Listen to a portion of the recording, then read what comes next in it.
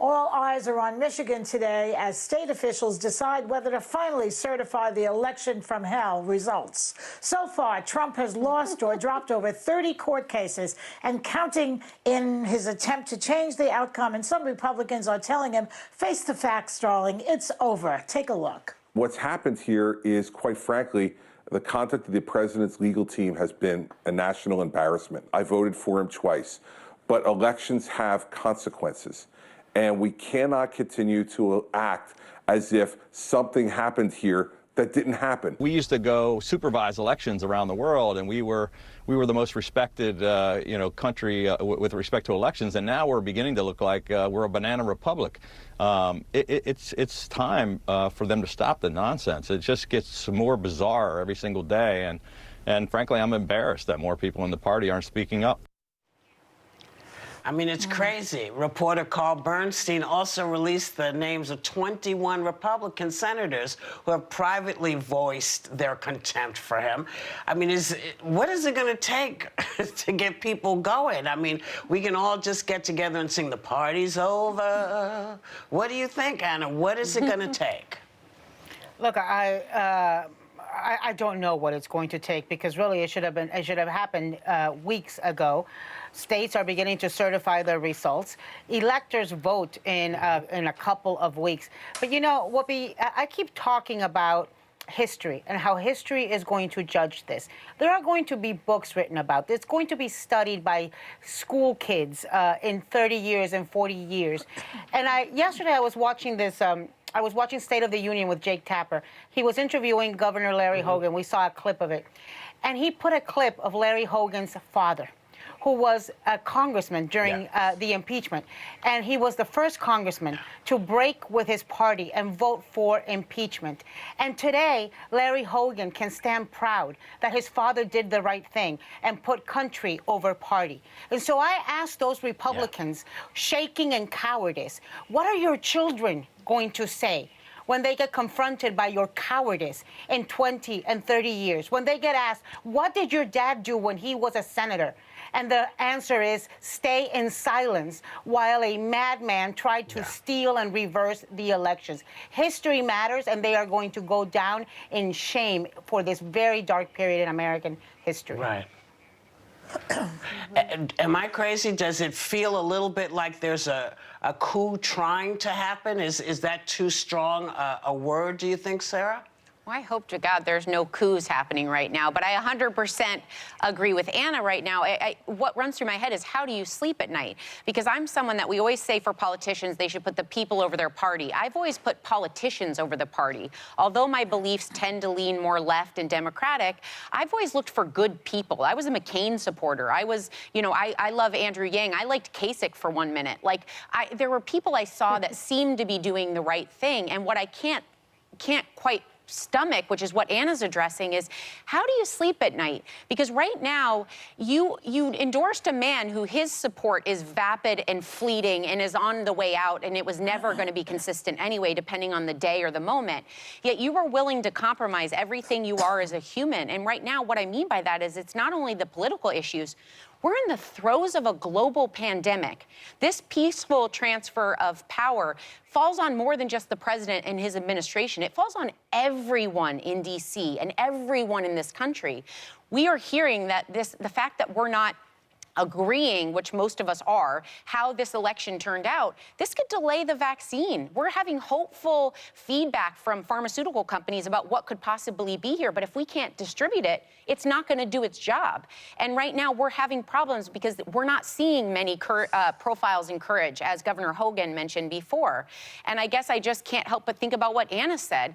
How are you going to look at your family? There's a point where this political game and all of this means to you about being reelected is going to pass. And how will you sleep at night? How will you stomach this? And that's kind of where I'm left with this.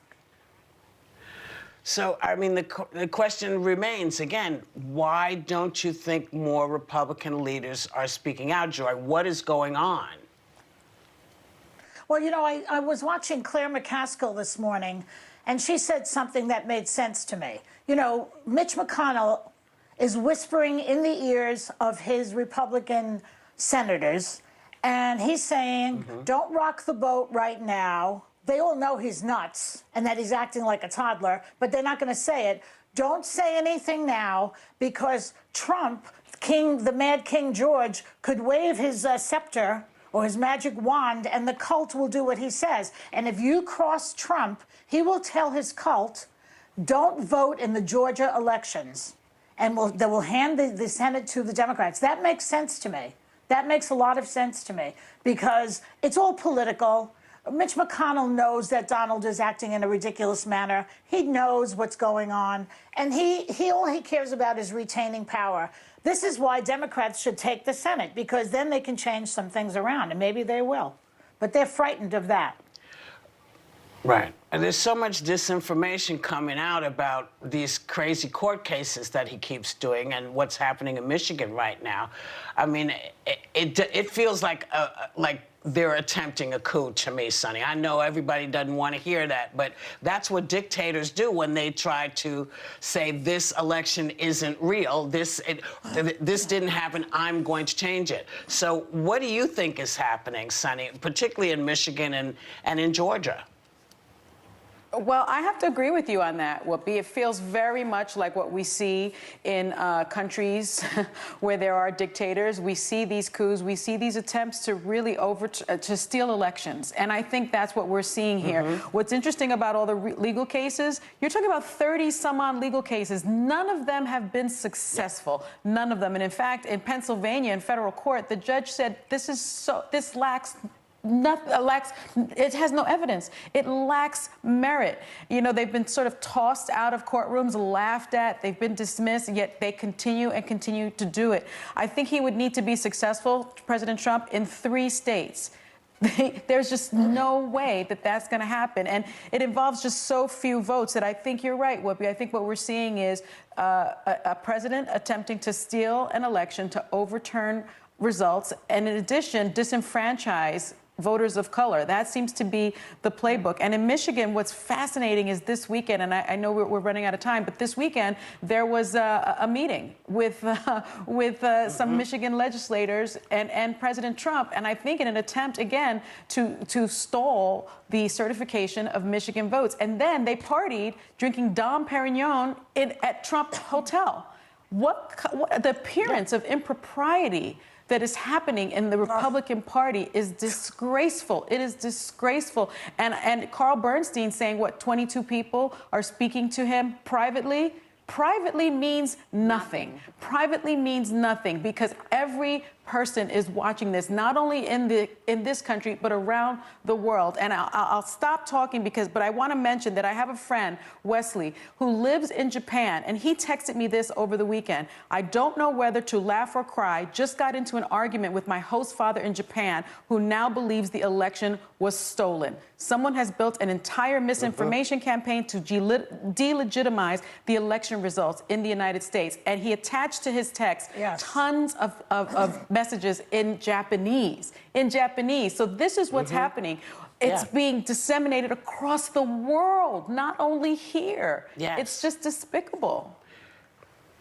This is an attempted coup. This is what dictators do when they want to take a country away from its people. Now, 21 people are sitting around saying, he's not, he lost. Somebody better step up before you suddenly turn around and they have taken the country and now you have no recourse. You don't have a recourse. Either we fix it now or he's going to walk away with it, because his lies are many and they go farther and farther and farther. And it doesn't matter what we seem to say here, because the lies seem to quadruple. As soon as we speak, then they have a lie to block it.